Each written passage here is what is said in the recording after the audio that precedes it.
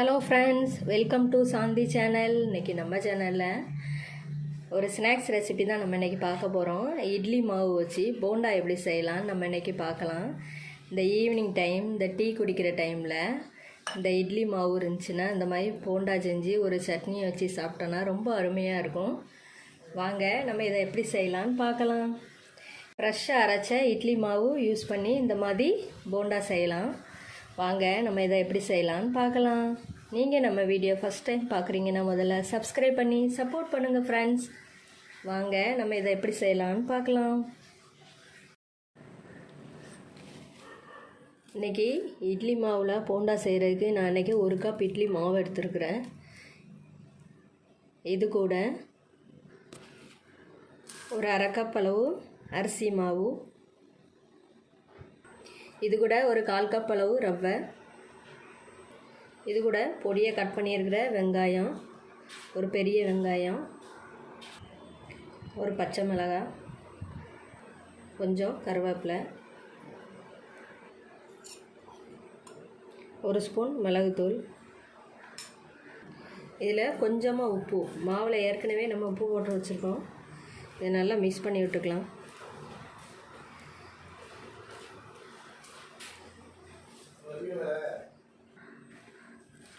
உங்களுக்கு இட்லி மாவு தண்ணியாக இருந்தது அப்படின்னிங்கன்னா இன்னும் கொஞ்சம் அரிசி மாவு ரவை சேர்த்துக்கலாம். ரொம்ப தண்ணியாக இருக்கக்கூடாது. ஓரளவு கொஞ்சம் இந்த மாதிரி போட்டு போண்டா போடுற மாதிரி இப்படி இருக்கணும். இது கரெக்டாக இருக்கும். இப்போ நம்ம இதை ஆயிலில் போட்டு பொரித்து எடுத்துக்கலாம். இதில் கொஞ்சமாக பெருங்காயத்தூள் ஆட் பண்ணிக்கலாம். இப்போ நம்ம பாத்திரம் அடுப்பில் வச்சுருக்கிறேன். ஆயில் ஊற்றியிருக்கேன். ஆயில் சூடானோன்னே இப்போ நம்ம போண்டாவை அதில் ஃப்ரை பண்ணி எடுத்துக்கலாம்.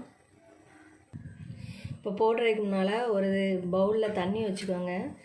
தண்ணியில் நம்ம கையை முக்கிட்டு கொஞ்சமாக மாவு எடுத்து போண்டா ஆயிலில் போட்டுக்கலாம். இந்த மாதிரி எடுத்திங்கன்னா ஈஸியாக இருக்கும். ஆயில் சூடாயிடுச்சு, போட்டுக்கலாம்.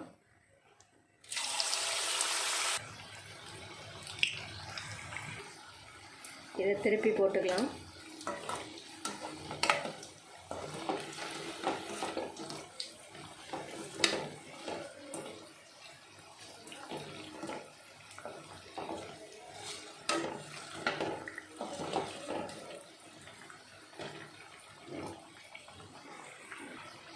இந்த போண்டாவை எடுத்துடலாம்.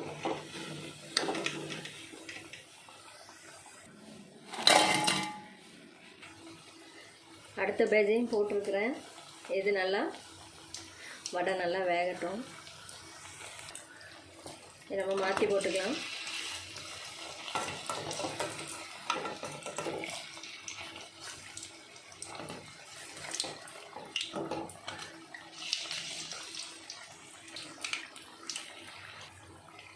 இது நல்லா ஃப்ரை ஆயிடுச்சு. இதை எடுத்துடலாம்.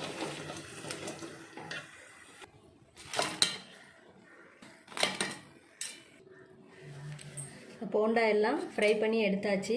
இது நம்ம இன்ஸ்டண்ட்டாக இந்த மாதிரி யாராவது வீட்டுக்கு கெஸ்ட்டு வந்தாங்கன்னா அந்த மாதிரி செஞ்சு கொடுத்துக்கலாம். நான் இன்றைக்கி இதுக்கு சட்னி வச்சுருக்கேன்.